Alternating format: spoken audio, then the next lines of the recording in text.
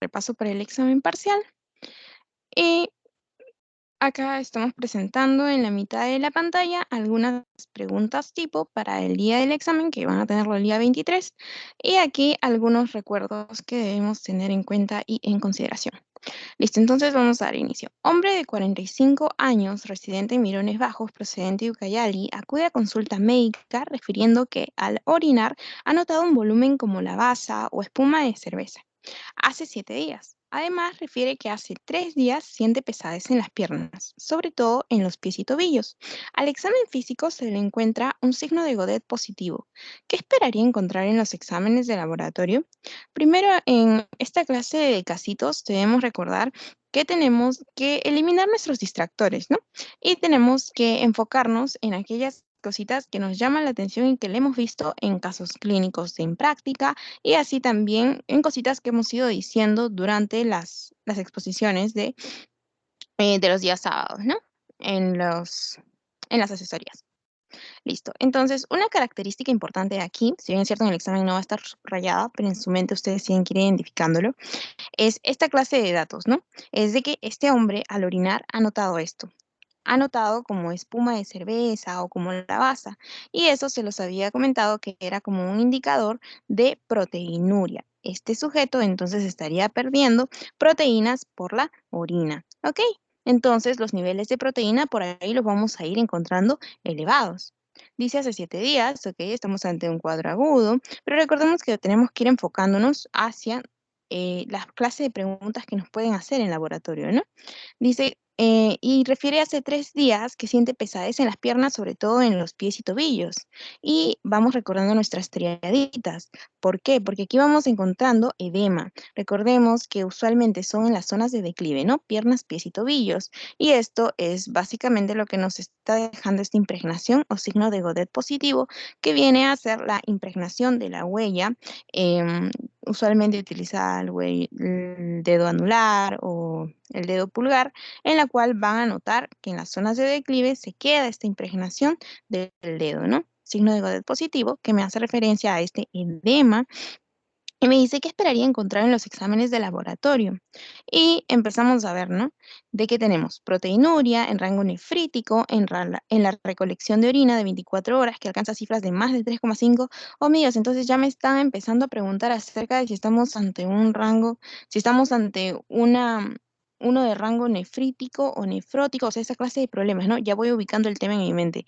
Ah, ya voy recordando. Entonces, habíamos visto 2 triadas muy importantes, ¿no? Una en problemas de la enfermedad renal, perdón, en patología renal habíamos visto, en el síndrome nefrótico, síndrome nefrítico, y fuimos hablando de ello acerca de las triadas de cada uno de ellos. Y acá me dice de que quiere que yo identifique el rango de proteinuria. Y habíamos dicho de que había un dato que teníamos que recordar bastante en proteinuria de rango nefrótico, por ejemplo, porque aquí no podríamos estar hablando de un rango nefrítico, porque recordemos que un rango nefrítico tenía que haber algo muy importante, que era el patrón inflamatorio, y este usualmente iba acompañado de hematuria. Esa era una parte muy importante de la triada del rango nefrítico. Entonces, aquí no me menciona sangre, solamente me menciona la lavazo en espuma de cerveza. Allá, entonces yo estaría pensando más bien en un rango nefrótico. Ya tengo el edema y tengo la proteinuria. ¿Cómo se llamaba la proteína abundante en orina? Proteinuria. Uria por orina y proteína, pues por proteína, proteína en orina.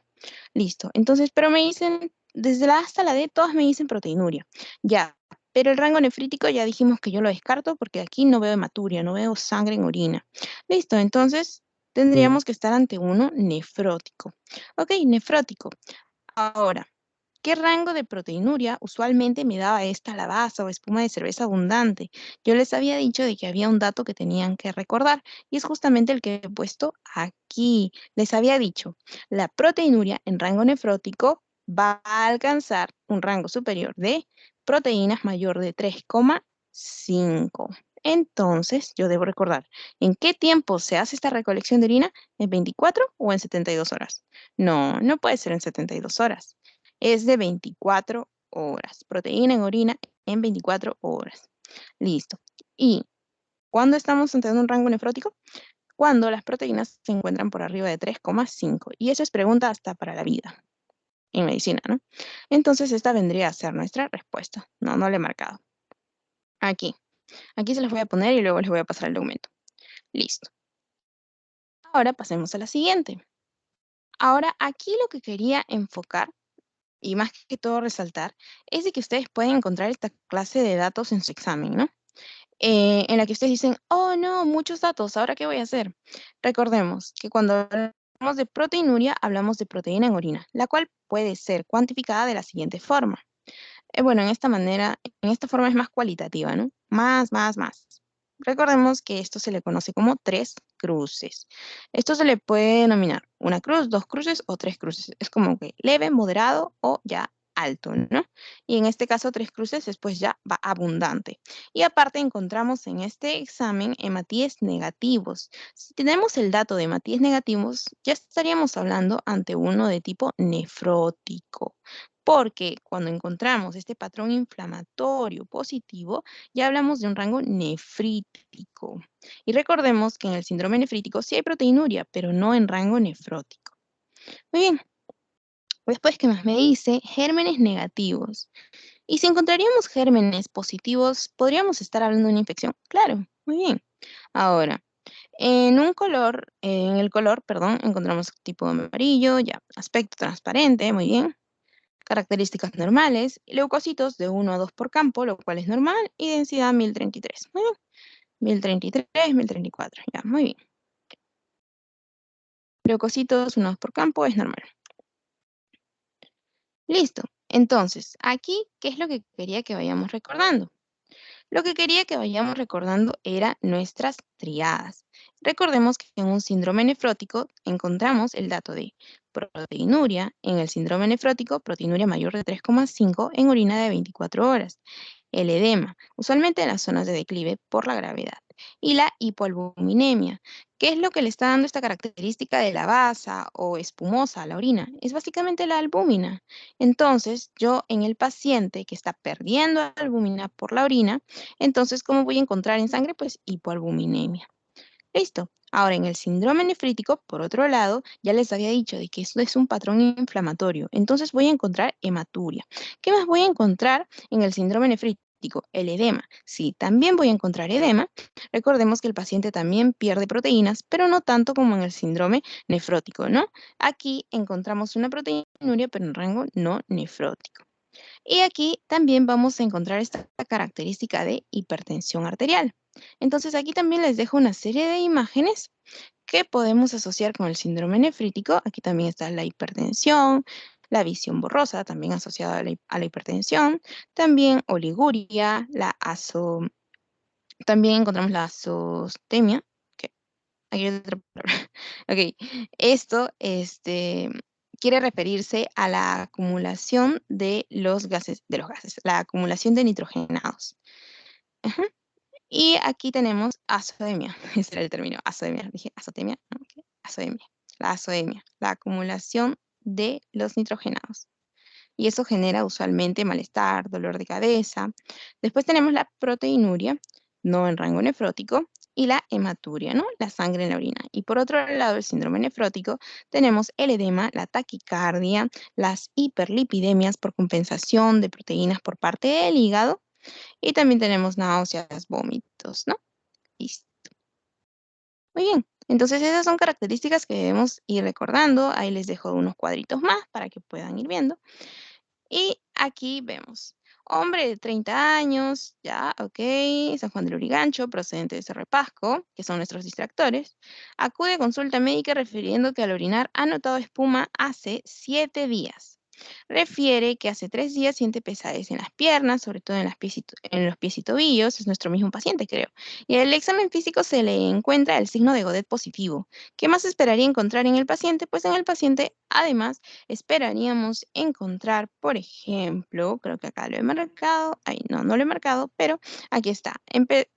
Esperaríamos encontrar una hiperlipidemia. una hiperlipidemia. ¿Por qué? Porque recordemos que por compensación hepática, pues el hígado dice, hey, estamos perdiendo proteínas, pero este no sabe que la única que estamos perdiendo es la albúmina. Entonces dice, voy a empezar a generar más proteínas, voy a empezar a generar más de estos elementos transportadores, y en esto pues también recordemos que el hígado es el que se encarga del metabolismo de ácidos grasos. Entonces empieza a generar muchos más kilomicrones, muchas más moléculas transportadoras de grasas, y es por ello de que el paciente termina con una hiperlipidemia, es decir, con un aumento de elementos grasos. Listo. Ahora aquí, miremos que en este caso ya estamos resaltando en este otro paciente un aumento de la presión arterial y también aquí una disminución en la orina. Recordemos que la oliguria, por ahí también lo habíamos visto en una de las características de uno de los síndromes que acabamos de pasar. Y ha podido ver sangre en su orina, o sea que también ha presenciado hematuria. Además refiere sentir pesadez en las piernas, edema, hipertensión arterial, tenemos ¿qué más? El edema, y también tenemos proteinuria, hipertensión arterial, hematuria. Allá estamos entre características de un síndrome nefrítico, y dice que no esperaría encontrar en el paciente. Hipertensión arterial sí esperaría encontrar en un síndrome nefrítico. La oliguria también. La proteinuria en rango nefrótico no podría encontrar si estoy pensando en un síndrome nefrítico. Azoemia, sí, acumulación de nidrogenados, y hematuria también. Es más, él mismo ha notado sangre en su orina. Entonces, lo que no esperaría encontrar en un paciente en el que yo pienso en el síndrome nefrítico, pues sería proteinuria en rango nefrótico. Listo. Otra característica del síndrome nefrítico, bueno, acá me pide, en el síndrome nefrítico la característica principal es, y esta fue pregunta de examen el ciclo pasado, esta de aquí vendría a ser la inflamación del glomérulo, de lejos. ¿Por qué? Porque recordemos que habíamos comentado que cuando hablábamos de un síndrome nefrítico hablábamos de un patrón inflamatorio. Entonces, si hablamos de síndrome nefrítico, no va a ser por activación del colágeno tipo 4, por lesión de los túbulos distales, por pérdida de la permeabilidad glomerular, tampoco. Y aquí la respuesta vendría a ser la inflamación del glomérulo. Inflamación, patrón inflamatorio, y por aquí también se los pongo en una imagen para que la puedan ver. Listo. Nefrítico, inflamación. Inflamación del glomérulo igual hematuria, ¿no? Y el paciente empieza a presenciar sangre en la orina. Por eso también se describe como una orina color Coca-Cola. Listo. Recordemos que en el nefrótico, por otro lado, así como habíamos visto el ejemplo todos abrazándonos en la imagen cuando vimos en la sesión, eso es básicamente por una alteración en los pocitos de la membrana basal glomerular. Pero en el nefrítico es por una inflamación de este. Muy bien, listo. Esos básicamente serían los datos principales a recordar en el primer tema que vimos, que vendrían a ser patología renal o laboratorio de enfermedades renales. Listo, entonces vamos a pasar al siguiente tema, que vendría a ser el de laboratorio de enfermedades hepáticas. Y vamos a revisar algunas cositas que nos vamos a llevar para la vida. ¿Qué tiempo mide la vía intrínseca de la coagulación? Y por aquí, si no me equivoco, hay otro que me dice, ¿qué tiempo mide la vía extrínseca de la coagulación? Estas de aquí fueron preguntas de pasitos, pero son muy importantes y las pueden volver a repetir. Entonces, si me dicen, ¿qué tiempo mide la vía intrínseca de la coagulación? Recordemos que habíamos comentado de que las pruebas clásicas son el tiempo de tromboplastina parcial activado, midiendo la vía intrínseca, y el tiempo de protrombina, que evalúa la vía extrínseca. Y así también había una de estas que evaluaba la vía común, y esa vendría a ser el tiempo de trombina. Y aquí habíamos dado una especie de forma de recordar, no tanto la memotecnia, sino cómo nosotros lo recordábamos. Y habíamos dicho de que esta vía, la vía intrínseca, era una vía que era un poco más larga.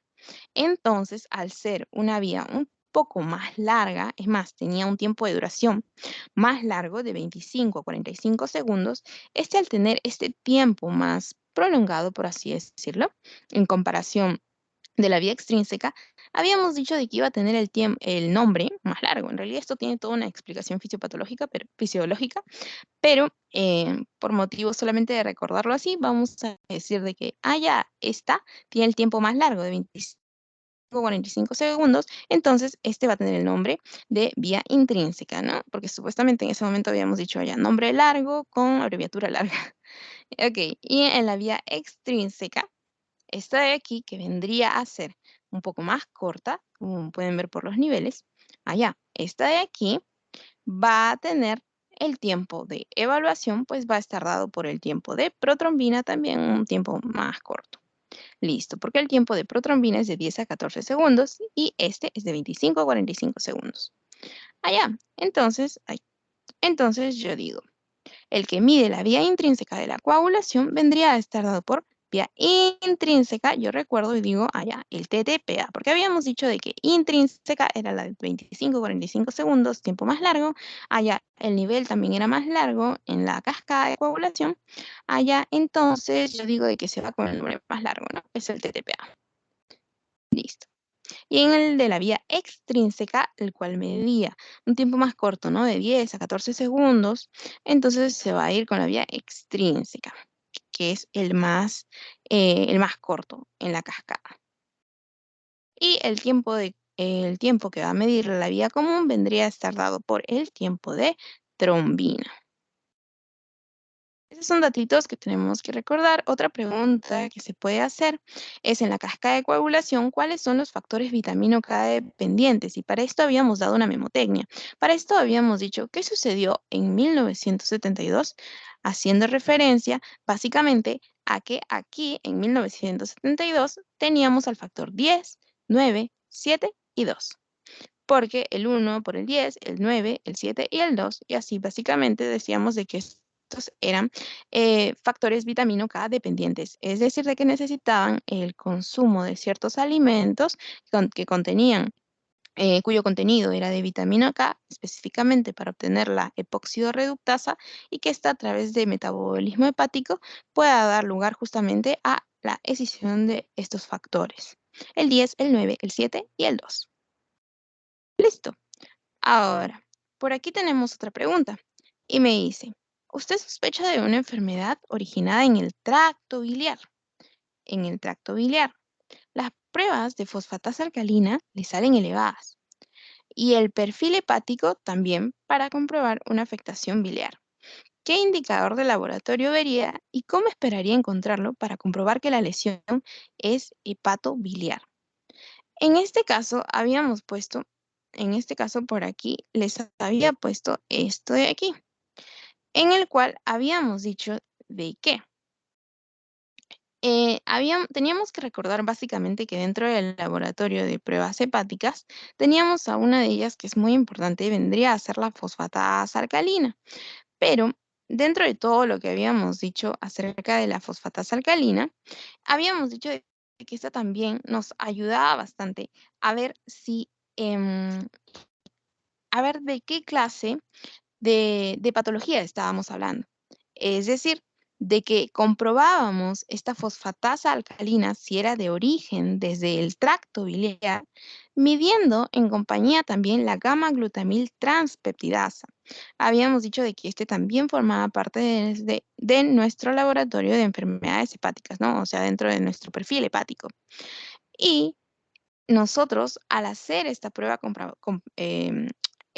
comparatoria, nosotros decíamos que si ya teníamos una fosfatasa alcalina elevada, nosotros decíamos, esto puede ser de origen del tracto biliar, pero ¿cómo lo comprobamos? Midiendo a la vez la gamma-glutamil transpeptidasa. Y si esta también se encontraba elevada, es que nosotros podíamos comprobar esto. Pero si esta también, pero si esta se encontraba dentro de los valores normales, Nosotros decíamos que la fosfatasa alcalina no es de origen hepático, porque recordemos que la fosfatasa alcalina la podemos encontrar en múltiples otras estructuras, en múltiples otros órganos de nuestro sistema. Entonces, por ello es que nosotros tenemos que hacer esta comparación de la fosfatasa alcalina y de la gamma-glutamil transpeptidasa para que nosotros podamos decir, ah, ya, esto sí es de origen del tracto biliar. Pero si no se hace la comparación con la gamma-glutamil transpeptidasa, entonces nosotros pues vamos a descartar esa teoría que tenemos en nuestra cabeza. Listo. Entonces, si nosotros sospechamos de una alteración del tracto biliar, pues nosotros tendríamos que ir a comprobarlo con la GGT, ¿no? Gamma-glutamil transpeptidasa, y esta debería estar aumentada. Ahora aquí, ¿cuál de las siguientes no podría ser causa de una elevación de la bilirrubina indirecta? Es decir, la no conjugada. Porque recordemos de que cuando ya hay una conjugación de esta, es que estamos hablando de la directa. Entonces, ¿cuál de las siguientes no podría ser causa de una elevación de la bilirrubina indirecta? Y me ponen anemia, reticulocitosis, vida media de eritrocitos acortada, la enfermedad de Gilbert, la enfermedad de Nayar. En realidad, aquí habíamos dicho de que teníamos como que una especie de datito, ¿no? Habíamos puesto esa tablita y habíamos dicho de que aquí me están diciendo no podría ser causa de una elevación de la bilirrubina indirecta, es decir, aquella que es no conjugada. Entonces, ¿qué es lo que ha pasado? Estamos hablando de que, ahí tengo que recordar, pudo haber un defecto de la captación o un defecto en la conjugación. Ah, ya. Eso quiere decir entonces de que pudimos haber estado ante un síndrome de Gilbert, un síndrome de Klinger-Nayer, en los cuales hay una alteración de esta enzima tan importante, que vendría a ser la urodinil transpeptidasa, ¿no? La UDPGT, la cual, pues al final y al cabo, es la que nos ayuda a que haya una conjugación de esta bilirrubina indirecta para que pueda pasar a ser directa, ¿no? Así como lo habíamos explicado en la sesión. Entonces, si en el ejemplo me habían dicho de que estábamos pensando por ahí en las alternativas, en un síndrome de Gilbert, esa sí puede ser una causa por la cual yo tendría una elevación de tipo, pues, de la bilirrubina indirecta. También podría ser así también la enfermedad de Klinger-Nayer, en las cuales también tenemos un defecto de la UDPGT. Entonces, no puede ser ni esta, porque ambas me elevarían las bilirrubinas de tipo indirecta, es decir, las no conjugadas. Pero me está diciendo cuál no podría ser causa. Pero por acá tenemos, si hay una vida media de eritrocitos acortada, pues esa sí podría ser causa, porque recordemos que después de todo la bilirrubina viene a ser producto de la hemólisis de los glóbulos rojos y recordemos de que cada 120 días estos empiezan, o bueno, en algunas patologías antes de estos 120 días estos empiezan a romperse, ¿no? Puede ser por causas patológicas, estos empiezan a romperse antes de los 120 días. ¿Y qué es lo que va, bueno, en este caso pues hablaríamos de una hemólisis, y qué es lo que va a pasar? Pues van a elevarse estos niveles, ¿no? ¿De dónde viene la bilirrubina? Habíamos dicho por la decisión de los glóbulos rojos que se convierten en el grupo globina, ahí luego era recaptada esta globina. Después, ¿qué más? En una anemia también podría ser esta hemolítica, y por acá me ponen Dubin-Johnson. ¿Y qué es lo que pasa en la de Dubin-Johnson? Pues habíamos dicho de que aquí ya ha habido conjugación. Aquí todo ok con la UDPGT. Aquí todo genial con esta. Pero aquí más bien ha habido un defecto en el transporte y excreción, y por aquí hubo una alteración en la captación. Entonces, eso quiere decir de que, si bien es cierto, la UDPGT estaba bien allá, entonces no va a haber una hiperbilirrubinemia indirecta, sino más bien, si hablamos de un Dubin-Johnson, un rotor, un defecto de transporte y excreción o de captación, hablaríamos más bien de una alteración de tipo de hiperbilirrubinemia directa. Entonces aquí, Dubin Johnson, pues me daría una de tipo directa. Y por eso esta es mi respuesta en esta. Ahora aquí, es básicamente similar, ¿no? Paciente con hiperbilirrubinemia indirecta. Ya sabemos cuáles podrían ser las posibles causas. Usted sospecha de una ictericia por defecto de la captación. También ya hemos hablado de ello. Le llegan los exámenes del paciente. Se señala que existe un déficit parcial de UDPGT. Allá, por eso la hiperbilirubinemia es de tipo indirecta. Se consolidan estos datos, ¿no? Acá está el nombre de la UDPGT. ¿En qué trastorno pensaría usted? Pues en este caso, si ya me están diciendo que hay un defecto en la captación, pues entonces yo ya sé de qué estamos hablando. Y aparte me dice que hay un déficit parcial de la UDPGT. Si el déficit es parcial, si el déficit es total de esta enzima, la cual es tan importante para que haya el paso de una hemoglobina no conjugada a una conjugada, pues entonces yo ya sé que mi hiperbilirrubinemia va a ser de tipo indirecto.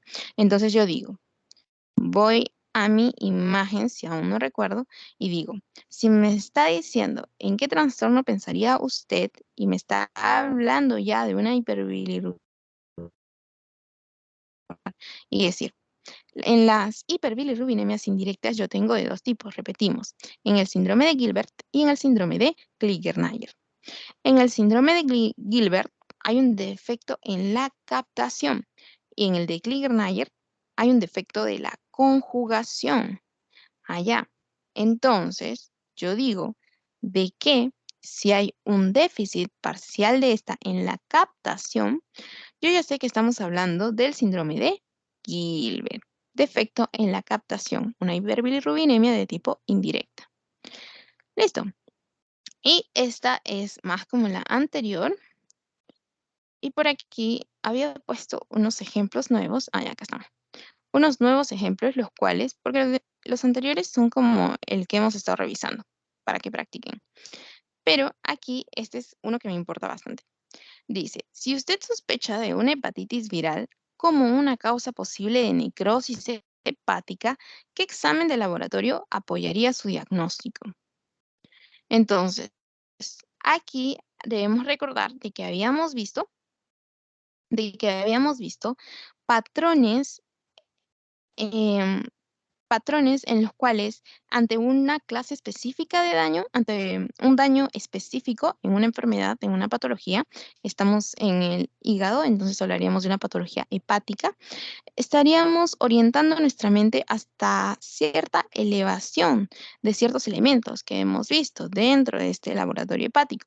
Entonces, si me habla de una hepatitis viral, ahora el caso, como una causa posible de una necrosis hepática, allá, tengo que llevar mi mente hasta un patrón citolítico, ¿no? ¿Qué examen de laboratorio apoyaría en su diagnóstico? Entonces, yo debo recordar esto y debo decir, ¿qué marcadores entonces se encontrarían elevados si yo estoy hablando de una necrosis hepática? Y recordemos que los más específicos, en este caso, los más sensibles para medir una necrosis hepática, pues diríamos de que tendríamos a nuestras amigas transaminasas, es decir, la AST y la ALT. ¿Por qué? Porque acabamos de decir de que la fosfatasa alcalina se encuentra en muchos órganos de nuestro organismo, en hígado, en riñón, en vaso. Entonces, esta, si hay alguna otra clase de daño, alguna otra clase de lesión de otro órgano, pues esta también va a estar elevada. Entonces, como que esta no nos ayudaría mucho, no sería ni tan específica ni tan sensible para esto. Entonces, decimos, a ver, ¿podría ser entonces la albúmina? No, en este caso no. Y el tiempo de protrombina tampoco. Fosfatasa alcalina ya dijimos que no. Las bilirrubinas totales y la TGO tampoco. ¿Por qué?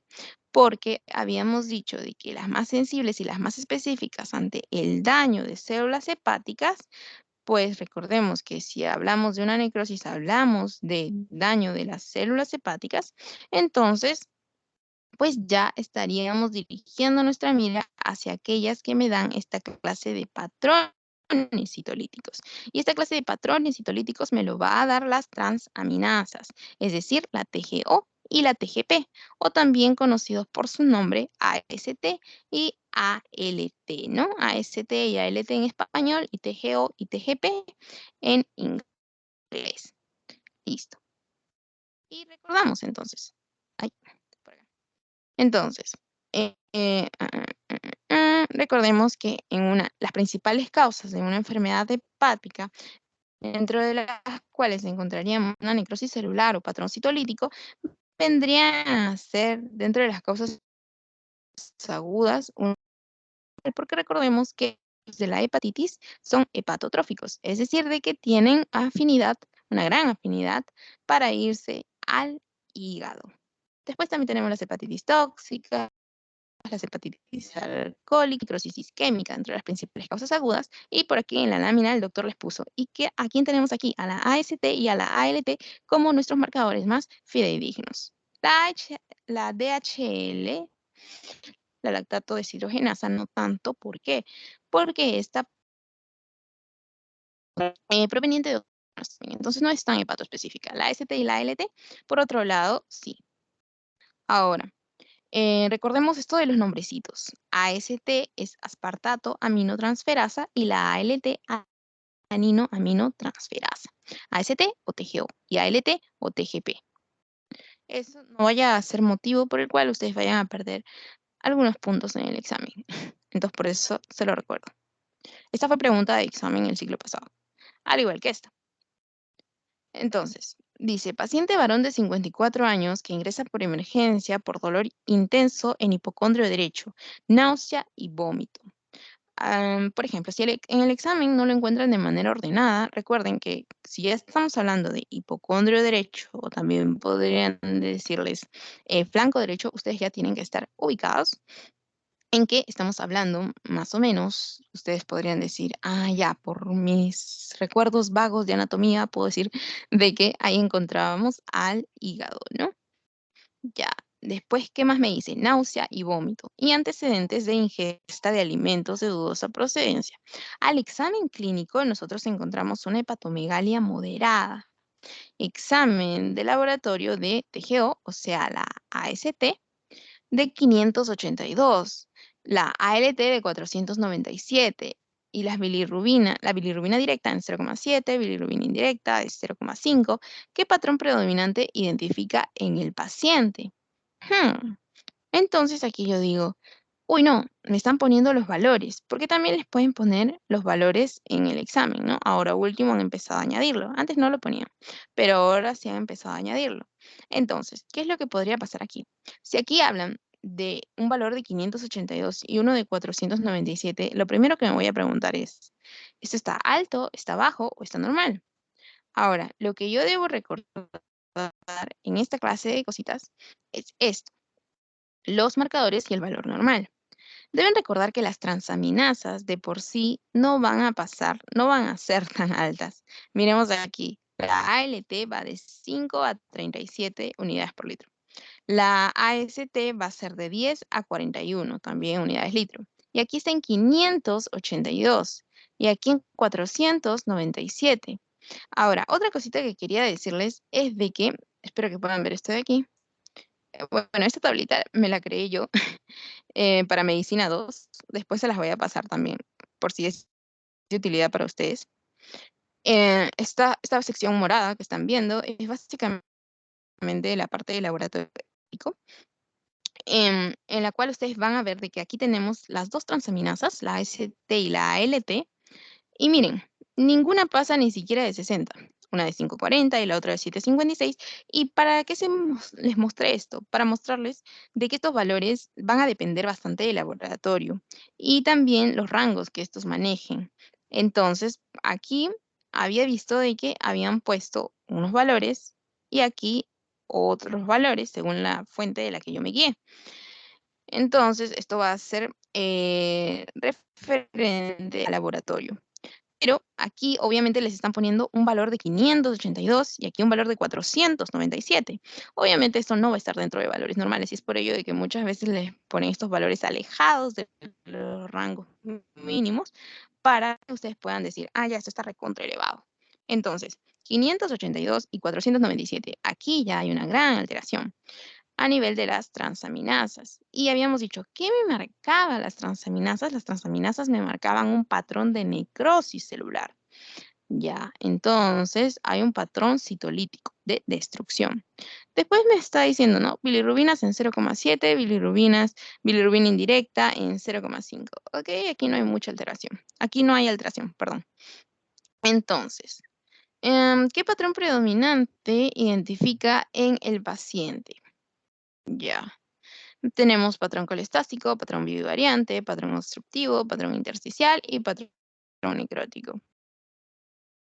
De ella debemos recordar de que cuando hablamos de esta gran elevación, pues vamos a estar hablando de un patrón necrótico, así como lo habíamos visto en el anterior, ¿no? Un patrón de destrucción, de necrosis, un patrón citolítico, lisis y cito por célula. ¿Y quién me marcaba este daño celular en el hígado? Pues este era marcado por por las transaminasas, ¿no? AST y ALT, o TGO y TGP. Listo. Aquí hay otro casito, también pregunta del siglo pasado, y me dice, Giuseppe, de 72 años, acude por malestar general, dolor intenso en flanco derecho, al examen clínico, ligero aspecto verdoso en piel y mucosas. Esto de aquí es interesante. Examen de laboratorio, TGO 52, TGP 55, está dentro de lo normal, ambos. Bilirrubinas directas de 6,4, bilirrubina indirecta de 0,7. ¿Qué es lo que ha ocurrido aquí con mis bilirrubinas? Miremos aquí 6,4, bilirrubina indirecta de 6,7. Recordemos que las bilirrubinas, al ser mayores de 2, ya tienen una gran presentación a nivel del examen clínico, o sea, en el rostro del paciente principalmente, ¿no? Así como también pueden presentarse una ictericia de manos y de otras partes del cuerpo. ¿Por qué? O sea, esta coloración amarillenta o también podría ser verdosa en el caso de un patrón colestático, ¿no? Ya les dije la respuesta, olvídenlo. Entonces, ¿qué quería señalar aquí? De que la hiperbilirrubinemia se hace presente en el examen clínico en valores de mayor o igual de 2. Y miremos aquí, aquí está en 6,4 y la indirecta está en 0,7. Obviamente, estas están muy elevadas, están muy por arriba de lo normal y es más, están muy por arriba de el 2, porque recordemos que estas dos deberían sumar 1,1 máximo. Pero aquí solo la directa está en 6,4. Entonces, algo está pasando. Y miren esta fosfatasa alcalina, está en 680.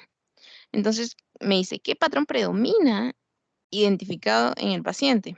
Pues aquí el paciente va a estar ante un síndrome colestásico. ¿Por qué? Porque miremos el aspecto verdoso en piel y mucosas. Este aspecto verdoso pues me estaría siendo indicativo de un patrón colestásico. Y esto era bastante lo que les estaba comentando, ¿no? Aquí está.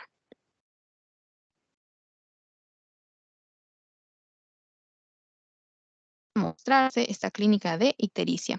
¿Y por qué estas vendrían a ser también bastante representativas de, de lo que vendría a ser el patrón colestásico acompañado de esta alta fosfatasa alcalina, que está en 680? El valor normal va hasta 130 máximo.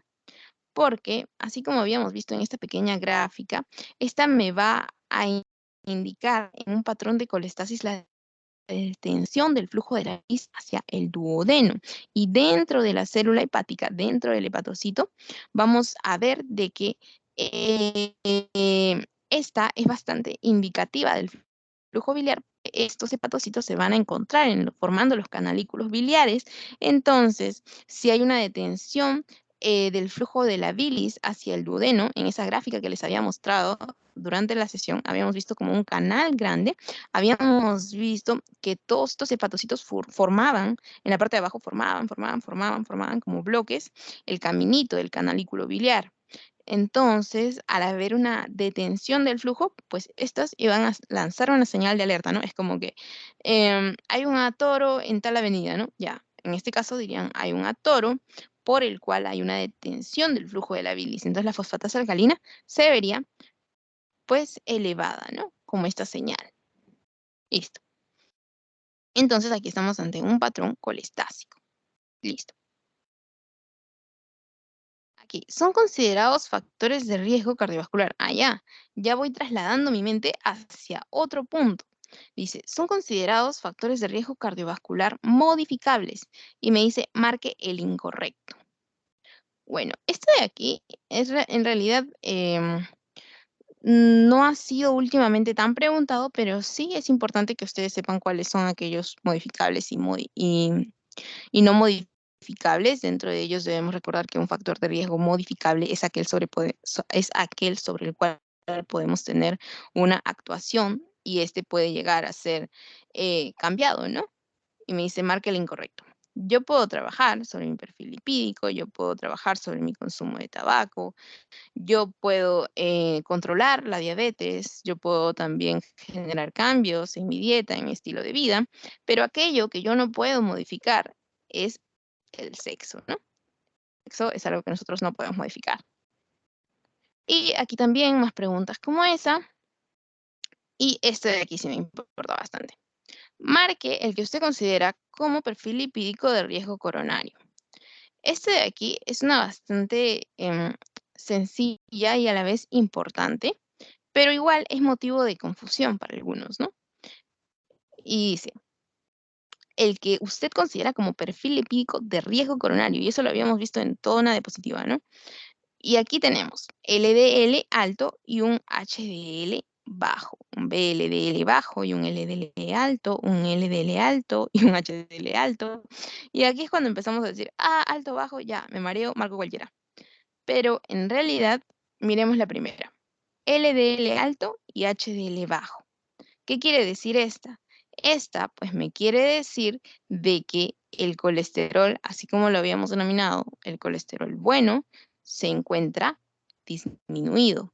Eso quiere decir de que si mi colesterol bueno se encuentra disminuido, ya el colesterol bueno se encontraba recogiendo todos los ácidos grasos depositados en el endotelio de los vasos por el LDL, ¿no? Que iba congestionando todos los vasos y después generando un flujo turbulento y después generando estas placas ateromatosas producto de esto, ¿no? De este depósito de grasas en los vasos.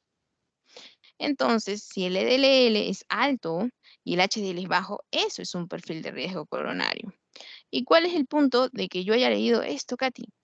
Porque recordemos de que eh, no podríamos decir que un H alto y un LDL alto, este podría ser un perfil de riesgo coronario. Está hablando de un B alto, aquí me está hablando de un VLDL bajo, lo cual en todo caso pues sería bueno. Y aquí me habla de un LDL alto, lo cual es malo. Y me dice kilomicrones altos y un LDL alto. Entonces, el punto es que no reflexionar y vaya a recordar, pero en un perfil de riesgo coronario bajo, porque recordemos que este era el bueno, el que va las grasas recolectadas otra vez hacia el hígado, y este más bien era el maldito que iba dejándolo por los vasos, ¿no? Entonces, por eso, si este está alto, es riesgo coronario, porque después me va a obstaculizar el flujo de sangre. Muy bien, básicamente lo que les he comentado, y por aquí también se los había puesto, ¿no? ¿Cuál era? Acá está. Es el malo. Y aquí está el perfil de riesgo coronario. Ahora aquí, paciente mujer de 39 valores, debo tener mi colesterol bueno, donde pues el bueno, ¿en cuánto creen que deberían tener el bueno? Pues el bueno debería estar en cifras mayores de 50 miligramos por decilitro, ¿no? Mujeres más de 50 y varones más de 40. ¿Por qué en las mujeres más? Pues porque recordemos que por la distribución del agua corporal total también, es de que las mujeres pues en sí están compuestas por mayor cantidad, perdón, por mayor grasa. Listo. Entonces, por aquí había otra prueba, perdón, había otra, acá está. Esta de aquí fue pregunta del ciclo pasado y esas es en las que más que todo estoy haciendo incidencia. Entonces me dice, Fernanda, de 50 años, es diabética Es diabética hace 15 años, traída por emergencia por dolor torácico de 35 minutos. Me habla de un dolor torácico de 35 minutos de evolución que no calma el reposo. No calma el reposo, eso también es característica. Y me dice que se solicitan exámenes de laboratorio. Alternativa de elección más apropiada. Seleccione una. Me dice, una paciente, 50 años, es decir, de que ya es bastante adulta, es diabética, tiene factores de riesgo, traída por emergencia por dolor torácico de 35 minutos. Hey, es como que ya yendo un poco más al lado de medicina, no tanto de laboratorio, aunque sé que trabajan en conjunto, pero su clínica interna les dice, si estamos hablando de un dolor torácico de 35 minutos, ya pasó los 30 minutos, ya no estaríamos simplemente hablando de una angina de pecho. Y me dice que no calma el reposo. Y me dice, se solicitan exámenes de laboratorio. ¿Cuál es que sería más apropiado? Habíamos comentado de que teníamos ciertos exámenes, dentro de los cuales habían algunos que se elevaban súper rápido, y habían otros que eran más sensibles, y habían otros de que eran más específicos. Y los habíamos puesto por debemos nuestra. Entonces, aquí debemos recordar que el primer marcador cardiovascular que se va a elevar es la mioglobulina. La mioglobulina, en la sesión también dijimos por qué. Y debemos recordar también de que lamentablemente este no es específico, porque recordemos de que mio viene de músculo, lo encontramos en toda nuestra anatomía muscular. Entonces, no es específica. Y puede ser infarto, así como también puede ser cualquier otra patología. Y el segundo en elevarse vendrían a ser las troponinas. Y estas hay de la de tipo T y la de tipo I. Y la tercera que vendría, ya, y las troponinas sí son específicas. Las troponinas sí son específicas. Y después se elevaría la CPK, ¿no? En la subunidad MB. Este vendría a ser el orden. Las mioglobulinas, después las troponinas, las cuales son las segundas en salir, pero son las primeras específicas, son las más específicas. Y luego tenemos la CPK-MB, y las había puesto en ese orden. Y en la pregunta de examen del ciclo pasado se las pusieron troponinas, mioglobina y CK-MB. Esas vendrían a ser las de elección para esta paciente. Listo. Así como lo habíamos puesto en el slide. ¿Está bien? Y luego les ponen esta otra pregunta, la cual también fue pregunta de pasito del examen del ciclo pasado, y es, varón de 65 años que acude a emergencia por dolor torácico de gran intensidad, agitación que no calma el reposo. Acude a emergencia luego de 4 horas de evolución, y los estudios de EKG revelan un segmento CT sin alteraciones. Aquí ya quieren confundirlos, ¿no? Para que ustedes digan, ¿es CT elevado o es infradesnivel? Antecedentes de hipertensión arterial, debe ser acá. De hipertensión arterial de 5 años, fuma 2 cajetillas diarias de cigarrillos, se solicita troponina T, hallándose 0.8 nanogramos por litro. ¿Y a qué conclusión diagnóstico llegaría con mayor probabilidad? Ahora, debemos recordar que la troponina T tiene valores de 0,0 a 0,4 nanogramos por mililitro. Pero tú dices, Katy, ¿y si yo no recuerdo que la troponina está entre 0,0, o bueno, ya, hasta 0,4?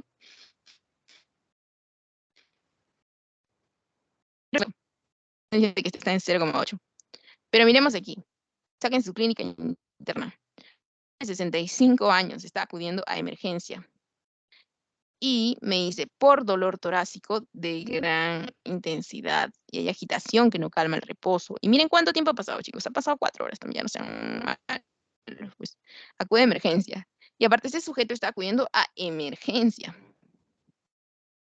Una gran diferencia entre una urgencia y una emergencia es de que en una emergencia hay compromiso de órgano blanco, es decir, corazón, cerebro, mientras que en una urgencia no. Y entonces, ¿qué creen que está pasando aquí? Qué desesperación del señor para haber acudido a una emergencia. Entonces, probablemente no fue solo una angina de pecho. Y me dice, seleccione una. Se debió solicitar CKMB, se confirma un infarto agudo de miocardio, solicitar también troponina I. Fue solo una angina, se debe dar de alta y se debe solicitar nueva muestra luego de 2 a 4 horas para reevaluarla. Ya ha pasado 4 horas, así que definitivamente este de no es. No calma el reposo. No simplemente le vas a decir al paciente, señor, vuelva dentro de 4 horas más. Para ver si todo está bien, mejor dígale para ver si sigue vivo. Fue solo una angina, se debe dar de alta. No porque ya pasaron 4 horas. Solicitar también una troponina I. ¿Y ya de qué te serviría también si ya tienes la T? O confirmamos de una vez el porque teniendo la troponina T, que es la más específica, la más sensible, entonces, ¿para qué? Es que ya pediríamos también la CKMB, ¿no? Que vendría a ser la tercera en elevarse. Entonces, de una vez se tiene que confirmar el infarto agudo de miocardio. ¿Está marcada? No, no está marcada. Aquí la vamos a marcar. Listo. Ahora vamos con esta. Ante la sospecha de un paciente con anemia ferropénica, estamos en el tema de anemias. Ante la sospecha de un paciente de anemia ferropénica, ¿qué datos de laboratorio, además del hemograma, debe valorar para un diagnóstico con certeza, obviamente, de la anemia ferropénica, ¿no? Y hablamos de homocisteína, hierro sérico, índice de saturación de transferrina y ferritina sérica, solo hierro sérico, o electroforesis de hemoglobina. Ok, aquí la respuesta está bastante clara, que vendría a ser el hierro sérico, el índice de saturación de transferrina y la ferritina sérica. ¿Por qué? Porque yo necesito de todo esto, Katy.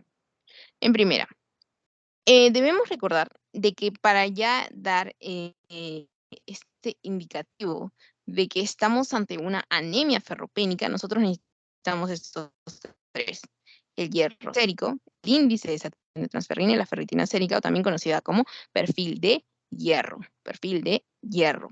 ¿Por qué? Porque nosotros necesitamos conocer la forma en la que necesitamos conocer el valor cuantitativo de la forma bajo la que ésta se encuentra eh, acumulada, bajo la que ésta se encuentra depositada. También necesitamos conocer la forma bajo la que ésta se encuentra transportada, también la acumulación, el transporte y también cómo ésta se moviliza, ¿no? O sea, el conteo en sangre. Ya. Entonces, es por ello de que nosotros pedimos el hierro sérico, la ferritina sérica, es decir, cómo se moviliza, cómo se acumula. Y por eso el hierro, la ferritina y el índice de saturación de transferrina. Y si mal no recuerdo, en 6 meses es que se agota la reserva de esta forma de hierro acumulado, o sea, en la reserva. Y es ahí cuando ya hay una depleción de esta. Entonces, esas tres necesitamos, ¿no? Ese perfil de hierro. Ahora aquí, ¿cuál de las siguientes patologías tienden a manifestarse como una anemia microcítica homogénea? Una microangiopática, una deficiencia de hierro, una anemia plástica, una hemorragia aguda o una talasemia. Aquí, esta de aquí fue pregunta del siglo pasado también, y más que todo a esas me estoy pasando, para que ustedes vayan bien orientados, ¿no? Listo. Entonces, aquí debemos recordar lo siguiente, que las anemias por deficiencia de hierro, hablando, por ejemplo, de una anemia ferropénica, que es la que más podríamos comparar en este caso, ya que hablaríamos de una anemia microcítica homogénea. Si hablamos de una anemia microcítica, podríamos tener en mente estas dos, una anemia por deficiencia de hierro, pero así también podríamos tener en mente una talasemia. Principalmente esas dos, así como lo vemos aquí, un BCM menor de 80, ¿no? Hablamos de una anemia microcítica por el tamaño, volumen. Aquí es una anemia ferropénica. Nosotros encontramos a nivel de lámina periférica una anemia de tipo microcítica e hipocrómica. Pero aquí me está pidiendo un patrón de tipo homogéneo. No solo hablamos de una chiquita, sino también una que coordine, ¿no? Una homogénea, o sea, una igual. Y este patrón patrón de microcítico homogéneo, lo va a tener la talasemia. Y miremos aquí. Aquí hay un cuadrito. Las anemias microcíticas, ¿a quiénes tendríamos? Pero aquí nos ponen aquellas que tendrían un patrón, y esto se los pone el doctor también, un patrón microcítico homogéneo, tenemos a las tenemos a las talasemias. Aquí está, talasemias. Esta de aquí. Entonces, aquellas que tienen un patrón microcítico homogéneo son las talasemias y fue pregunta de examen el ciclo pasado, dentro de esas causas. Listo. ¿Por qué no podría ser, Katy, la deficiencia de hierro? Porque esta es microcítica e hipocrómica, pero aquí nos piden una homogénea. Entonces nos quedaríamos solo con la talasemia. Muy bien. Ahora otra pregunta. ¿Cuál de los siguientes acompañaría a un laboratorio de anemia? Bueno, no. Esta de aquí también es interesante, pero no fue pregunta del ciclo pasado. Entonces vamos más que todo por ellas. Esto es lo mismo. Se han repetido otra vez. Esto es en base a los valores. Por ejemplo, un paciente llega a la consulta refiriendo malestar general, cansancio, agotamiento, uñas quebradizas. Usted solicita un hemograma y encuentra valores de hemoglobina en 8. Y esto es básicamente para conocer la clasificación de la anemia. Y por ello es de que aquí recordemos de que valores de 10 estarían en una anemia leve, grado 1, en el grado 2, una anemia moderada de 9,9 a 8, y una anemia grave, tenemos los grados 3 y 4 según la OMS, una de 7,9 a 6 y una menor de 6, ¿no? De 7,9 a 6 es una anemia de grado 3 y menor de 6 es una de grado 4. Entonces, si me dice que aquí la hemoglobina está en 8, estaríamos ante una moderada, ¿no? O de grado 2. Listo. Aquí, a ver, otra pregunta del ciclo pasado tenemos por aquí. Esta de aquí fue pregunta del ciclo pasado. Una paciente mujer de 22 años, gestante de 34 semanas y anemia por déficit de ácido fólico, ¿cuál de los siguientes valores de RDW y volumen corpuscular medio, este es el red-white distribution, y transferrina son más compatibles con este caso? Entonces, ¿qué es lo que yo diría aquí? Recuerden de que esta mujer es gestante. Ajá, si esta mujer ya es gestante, aquí ya me está dando bastantes datos. Y anemia por déficit de ácido fólico, la más frecuente en gestantes. Ya.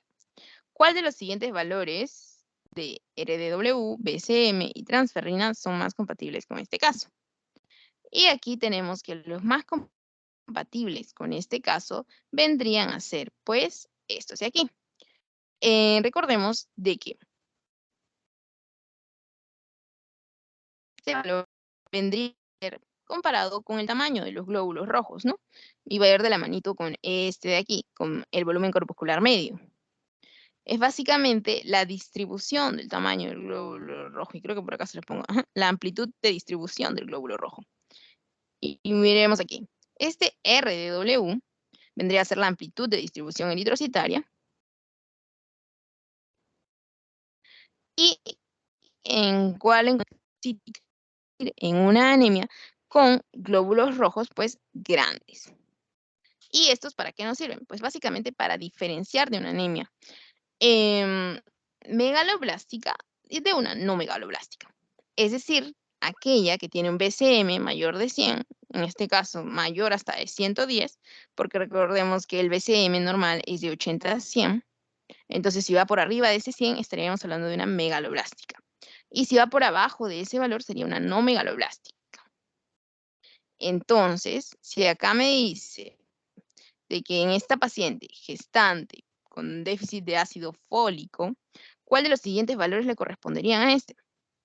Pues si hablamos de un RDW, pues este va a estar aumentado, porque estamos hablando de una de tipo megaloblástica. Y me dice el BCM, pues también va a estar aumentado. Y me dice transferrina. ¿Cómo encontraría la transferrina? Este de aquí, independiente de los demás. Y estas dos sí van a estar aumentados. Es decir, de que esta la podemos encontrar normal. Y en esta clase, entonces, dado que es megaloblástica, también podría encontrarse con macrocitos ovales, con macrocitosis principalmente, ¿no? Entonces, eso quiere decir, y eso es lo que les comentaba, ¿no? El BCM de 80 a 100. Entonces, estos de aquí, pues me estarían indicando de una anemia de tipo megaloblástica. Y dentro de las cuales, pues se ubica, ¿no? Esta anemia por déficit de ácido fólico, como el ejemplo que habíamos puesto aquí, ¿no? Acá había otra clase de anemia em, por alteración de tipo megaloblástica. Listo. Aquí, ya. Esa de aquí también fue pregunta del ciclo pasado, chicos.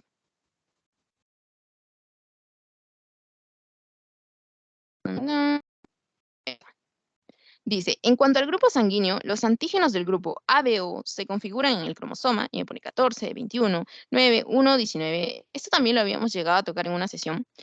Y habíamos dicho de que la configuración del grupo ABO, esto era dado en el cromosoma número 9. ¿Por qué?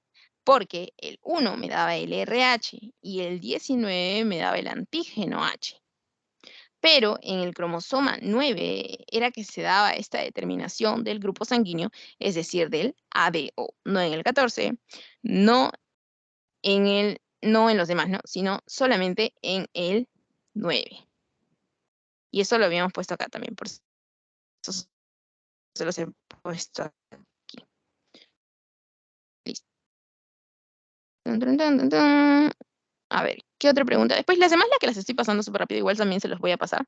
Pero es básicamente, estamos haciendo un recuento del siglo pasado. A ver, allá. Esta también de aquí fue pregunta del siglo pasado. Y dice, el crío precipitado contiene lo siguiente, excepto el factor 9, el factor de von Willebrand, el factor 13, el factor 8 o el fibrinógeno. Este de aquí es una pregunta un poco fregadita, pero debemos tener en mente de que el crío precipitado tiene todos estos componentes. El factor 8, el factor 3, espérense, el factor 13 debía ser, ajá, el factor de von Willebrand, ya, ajá, el 13. ¿Y qué es lo que pasa aquí? De que el crío precipitado es utilizado usualmente en la práctica para las hemofilias en las cuales hay una deficiencia del factor 8 o también conocido como hemofilia A, como lo habrán revisado en sus seminarios. Entonces, para ello es utilizado el crío precipitado, ¿no? Entonces, estos son los componentes del crío precipitado, pero el que no está compuesto en el crío precipitado vendría a ser este de aquí, el factor 9. Ese no está. Listo. Este de aquí también fue pregunta del siglo pasado. Dice, el grupo sanguíneo globular AB va a tener un grupo sérico de anticuerpos naturales, el grupo IgM, y me dice seleccione una. Debemos recordar que si el grupo sanguíneo es AB, pues entonces no va a poder tener, como los policías, como habíamos puesto en el ejemplo, contra el A o contra el B. No, imposible. ¿Por qué? Porque en ese caso se generaría una hemólisis, una destrucción. Entonces, es por ello de que no podría tener esos anticuerpos, no podría tener ni anti-A ni anti-B. Entonces, no tendría anticuerpos. Y acá está. Cuando habíamos puesto ambos, ninguno. Muy bien. Los demás son de valores nomás. No se preocupen. Este de aquí también es importante. Cuando ya hablamos del tema del laboratorio de endocrinología, me dice, mujer de 40 años, multípara, en consulta y por cuadro clínico de diagnóstico de hipotiroidismo. ¿Cuál no presentaría? El que no presentaría en un cuadro de hipotiroidismo, debemos recordar de que en el hipotiroidismo hay hipometabolismo, hay toda la baja. Es mi metabolismo, por acá lo voy a poner, todo mi metabolismo va a estar disminuido. Mi tránsito intestinal, perdón, mi tránsito intestinal, mis latidos cardíacos, toda mi respiración, todas mis funciones, voy a estar letárgico, puedo tener hasta bradilalia, es decir, que empiezo a hablar más lento. y voy a empezar a tener cierta clase de intolerancias, ¿no? Pero también yo debo recordar, si no me acuerdo así, también digo, ya, es todo lo contrario al hipertiroidismo, ¿no? En el hipertiroidismo había un hipermetabolismo, en el hipotiroidismo hay un hipometabolismo, es decir, todo a la baja. Entonces, en un hipotiroidismo, ¿puedo tener intolerancia al frío? Sí, puedo tener intolerancia al frío. Recordemos también de que podemos tener ronquera, piel seca también y debilidad muscular, ¿no? Todo más disminuido. Pero, ¿qué es lo que pasaría en un hipermetabolismo? Pues todo lo contrario. Pero esta labilidad emocional me iría más acompañado de esta clase de alteraciones en las cuales iría con la irritabilidad, iría con el insomnio, iría con una persona ansiosa. Esta labilidad emocional. Y eso es representativo en el hipertiroidismo. Y es más, en medicina van a revisar cuadros en los cuales dicen, me he vuelto intolerable para mi familia porque un rato estoy feliz, un rato estoy triste. Ya, esa labilidad emocional viene con el hipertiroidismo, no con el hipotiroidismo. Entonces, aquello que no sería presentado en un sería la intolerancia al frío, sí. En el hipertiroidismo, pues sería una intolerancia al calor, porque como constantemente ya está con un hipermetabolismo en el otro cuadro, pues estar sudando más, por eso intolerancia al calor. En este caso, pues dado que hay una intolerancia al frío, por eso se acompaña de piel seca también. Muy bien. Listo, esta también fue pregunta del ciclo. Mujer de 45 años presenta signos y síntomas compatibles con tiroiditis de Hashimoto. ¿Qué espera encontrar? Aquí, ¿qué es lo que espero encontrar? Pues debemos recordar que la tiroiditis de Hashimoto, allá estamos ante un cuadro de hipotiroidismo. ¿Qué espero encontrar? Si estamos ante un hipotiroidismo, ¿qué me dice hipo? Hipo a la baja. Allá, disminuido, disminuido. Entonces, tiroidismo, ya dije hipo a la baja, tiroidismo. ¿Ok? Entonces, las hormonas tiroideas a la baja. ¿Cuáles son mis hormonas tiroideas? T3 y T4. Listo. Entonces, T3 y T4 van a estar disminuidas. Tengo que buscar una respuesta en las cuales me diga estas dos disminuidas. Oh, mi Dios, la TSH. ¿Ahora qué voy a hacer con la TSH? Debo yo entonces pensar, ¿esta es una de origen primario o secundario o central? Entonces, es ahí cuando yo digo, ya, pero con que hemos revisado de que cuando teníamos un hipotiroidismo de tipo primario, como lo es el de la tiroiditis de Hashimoto, íbamos a tener la alteración a nivel de la estructura, ¿no? A nivel de la glándula, es decir, de la tiroides. Y cuando era de tipo secundario, el iba a estar a nivel central, ¿no? O en hipotálamo o en hipófisis. Entonces, ¿qué va a pasar aquí? Entonces, si yo digo de que es primario, el defecto va a estar a nivel del órgano. Es decir, de que por eso es que encuentro T3, T4 disminuido. Porque recordemos que la forma activa vendría a ser bajo T3. Allá. Entonces yo digo de que TSH va a estar normal. TSH está dando la orden y yo encuentro valores disminuidos es porque el defecto está aquí. Porque aquí check, check, no, aquí no, check. ¿Por qué? Porque el problema está aquí. No podemos sin haber pasado por aquí. Entonces, es por ello de que si acá hay estímulo, pero aquí hay una alteración, no se puede producir estas dos hormonas. Y después T4 no puede pasar hacia T3, que es la forma activa. Entonces, ¿cómo voy a encontrar yo? Pues voy a tener T3 y T4 disminuidas. Oh, Katy, tengo varias con T3 y T4 disminuidas. ¿Ahora cuál marco? Pero miremos aquí. La TSH me dice disminuida, aumentada, normal. Pero yo de que mi TSH va a estar aumentada. ¿Por qué va a estar aumentada, Katy?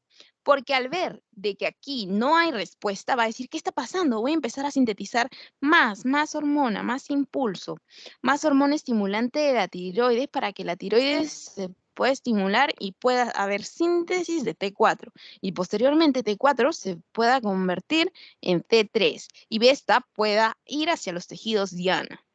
Pero ¿qué es lo que no está considerando en eso de la mala glándula. Lo normal vendría a ser de que el estímulo vaya de TRH hacia que el estímulo vaya TRH, TSH, hormona estimulante de la tiroides estimulante, y aquí ya produzca estas dos, sintetice estas hormonas tiroideas. Y estas hormonas tiroideamente por feedback positivo, perdón, por feedback negativo le digan, ya tenemos, que ya no haya más estímulo. Y este se ha inhibido, ¿no? Pero, ¿qué es lo que pasa aquí? No hay ese estímulo. Entonces, este sigue siendo aumentado. Aquí hay otro. Ya, este también fue pregunta del ciclo pasado. Paciente mujer de 30 años acude a consulta por presentar hace 3 meses temblor, palpitaciones e intolerancia al calor. Oligomenorrea también. Prueba para evaluar las funciones tiroideas. ¿Cuáles vendrían a ser? Si yo ya sé que mi paciente hace 3 meses presenta temblor, palpitaciones, es decir, que estaríamos hablando de un hipermetabolismo, aparte de tiene una intolerancia al calor y una oligomenorrea, es muy joven para estar presentando, perdón, me estaban llevando fuera, ya, es muy joven para estar presentando un cuadro de menopausia, ¿no? Ya es mujer, sí, pero tiene 30 años. Pero presenta temblor, palpitaciones, intolerancia al calor. Estamos ante un hipertiroidismo. Entonces, yo digo de que si yo ya sé cómo esperaría encontrar mi T3 y T4, entonces yo digo, allá, para evaluar ahora mi función tiroidea, lo que yo quiero saber es si el problema es central, si el problema es secundario, si el problema está arriba. Entonces yo voy directo y pido TSH. ¿Por qué? Porque yo ya sé que probablemente voy a encontrar una elevación de las hormonas tiroideas, es decir, T3 y T4. Entonces aquí la respuesta sería TSH, la hormona estimulante de la tiroides, ¿no? Si yo ya sé que el problema, yo ya tengo alterado aquí, pues me voy a ir directo a pedir aquí. Listo. Ahora, último, estas dos últimas fueron preguntas de examen del ciclo pasado. Entonces me dice, acá, derrame pleural compatible con exudado. En esta de aquí debemos recordar, ¿qué es lo que debemos recordar, Katy? Debemos recordar que cómo clasificábamos si estábamos ante un transudado o un exudado. Si estábamos ante un trans o un exudado, lo clasificábamos de acuerdo a los criterios de Lai. ¿Cuál era la fisiopatología del derrame pleural? Ya la vimos. Pero ahora lo que nos interesa es saber cuándo es un trans y un exudado. Y eso se verificaba con los criterios de Lai. Y habíamos dado unas causas muy, muy importantes en estas, ¿no? Entonces, en un derrame pleural compatible con un exudado, habíamos dicho de que teníamos principalmente, como el ejemplo que les había puesto aquí, teníamos uno por tuberculosis, ¿no? Uno de los más representativos, pero junto con el de tuberculosis, habíamos dado un cuadrito y habíamos dicho que aquellas que eran por causa de exudado, habíamos puesto también neoplasias, derrame paraneumónico, una artritis reumatoide, una pancreatitis y un LES, un eritematoso sistémico. ¿Por qué?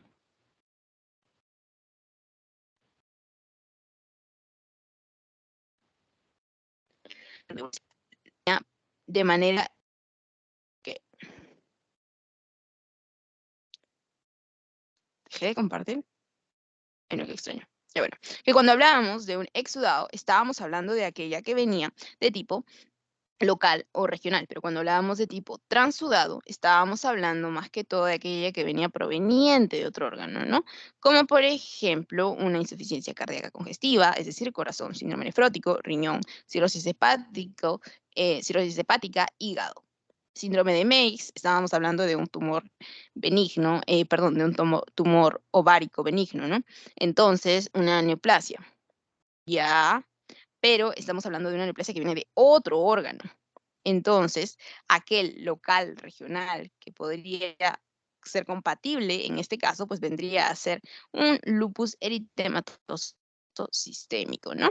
Por este depósito de inmunocomplejos, como lo vamos a ver en la siguiente sesión, que podrían ponerse a nivel de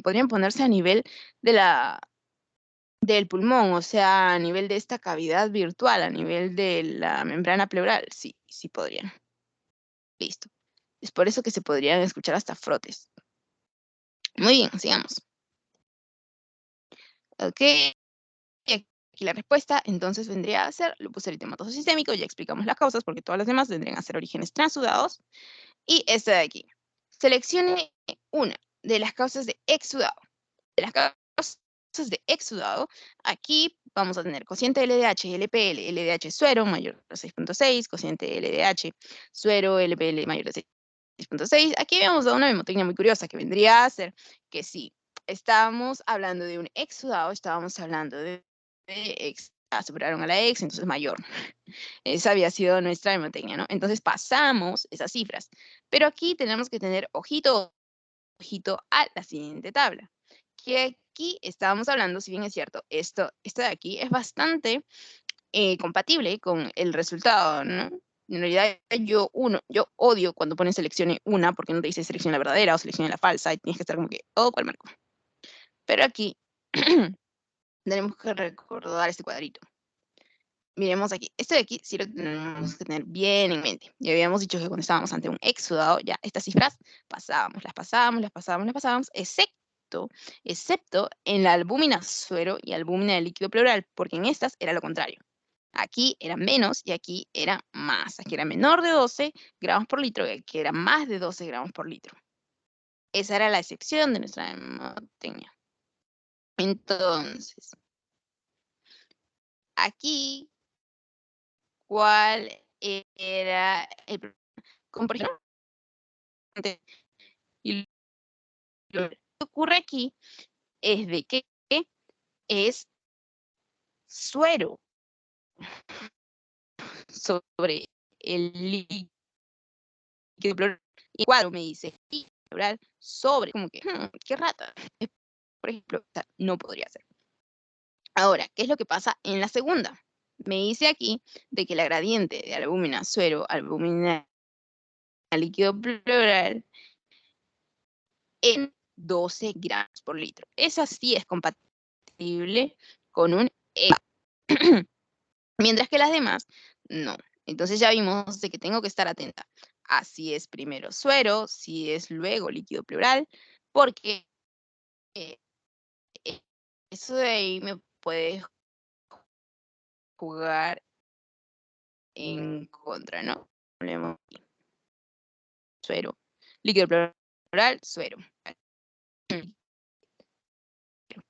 Excepto en el que es al revés, porque en el de albúmina suero, albúmina líquido pleural, ahí sí está al revés, al igual que en nuestra hemotecnia, ¿no? También al revés. Si usualmente veíamos que es más, como que ya lo pasamos, aquí es menos. Es como que todo un enredo. Pero ya.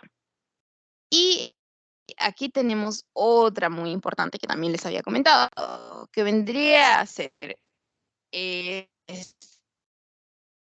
de aquí.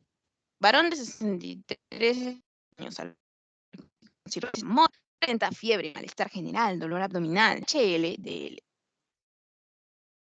del suero, del líquido sobre el suero, menos de 6.6, un ADA normal. Seguramente han querido descartar también un cuadro de TBC. Y me dice leucocitos de 500 por milímetro cúbico en líquido acítico.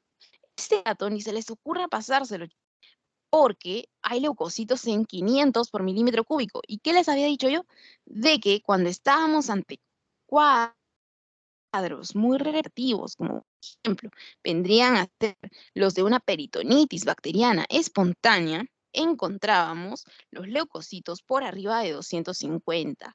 Leucocitos por arriba de 250 igual a peritonitis bacteriana espontánea.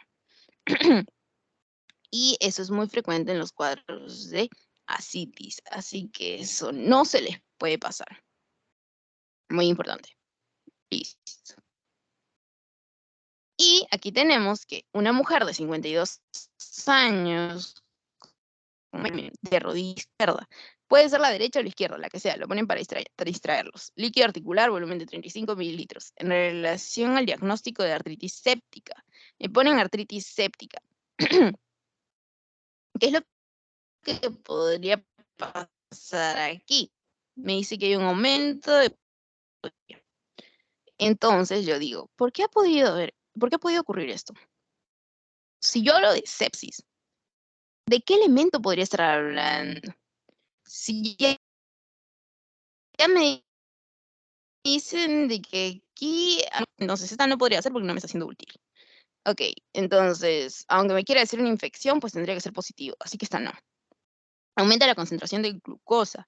¿Por qué aumentaría la concentración de glucosa? En todo caso, si sería viral, pues se mantendría. Si sería bacteriana, estaría disminuido.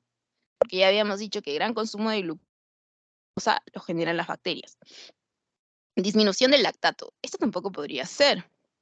¿Por qué estaría disminuido? En todo caso, estaría aumentado. Es como que se ponen a pensar en ese momento. Y ponen leucocitos de 10, pero leucocitos de 10 es muy poco si estoy hablando de una artritis séptica. ¿Por qué había 10? Solo 10 en toda la unidad por litro. Con predominio de polimorfos nucleares. O sea, de esos 10, encima me dicen que hay predominio de estos. Y acá me ponen leucocitos mayor de 10.000 unidades litros con predominio de polimorfos nucleares. Les voy diciendo una hemotecnia que me había dicho que nos había dicho nuestro grupo con la doctora de histología, que es: a la fiesta de la inflamación aguda vienen los polimorfonucleares, mientras que a la fiesta de la inflamación crónica vienen los monomorfonucleares. En una inflamación en un cuadro agudo van a venir los polimorfonucleares. Entonces, aquí, si me dice que ya hay leucocitos por arriba de 10.000, aquí ya estaríamos hablando de una artritis séptica. Eso sí sería correlativo con nuestro examen, ¿no? Eso sí nos podría ayudar. Y listo. Lamento mi garganta. Ya, ahora sí. Entonces, aquí en este cuadro hemos visto que habíamos comentado en la sesión, en las artrocentesis en las cuales encontrábamos un líquido en el cual teníamos leucocitos mayor de 50.000 de predominio de polimorfonucleares hasta en un 75%, podríamos estar hablando de un cuadro de artritis séptica. Y miremos aquí, en un cuadro de artritis séptica, pues tendríamos los leucocitos hasta por arriba de 100.000, ¿no? Pero el que en este caso se corroboraría más, pues vendrían a ser aquel que estaban por arriba de 10.000. Y los leucocitos en realidad deberían ser pocos en el líquido sinovial. Pero si tenemos por arriba de 10.000, pues eso significa aumentado. Y eso sería todo, chicos. Esas vendrían a ser las preguntas en las cuales hemos estado haciendo más incidencia, de modo de que puedan resolverlas el día de su examen y no tengan ningún problema con esas, ¿no? Porque hemos estado revisándolas. Entonces espero de que haya podido entenderse, de que hayan podido revisarlas y éxitos para el día de su examen. Nos estaremos viendo para la sesión de lupus eritematoso sistémico si no hay ninguna duda ni ninguna pregunta. El material se los voy a estar pasando, eso sí. Listo, entonces, bueno, eso sería todo, chicos. Entonces nos vemos, ya paré la grabación y eso sería todo. Hasta la siguiente sesión. Gracias, Muchas Katy. gracias. Gracias, Hasta Catherine. luego. Bye, chicos. Que Hasta lindos, bye. luego.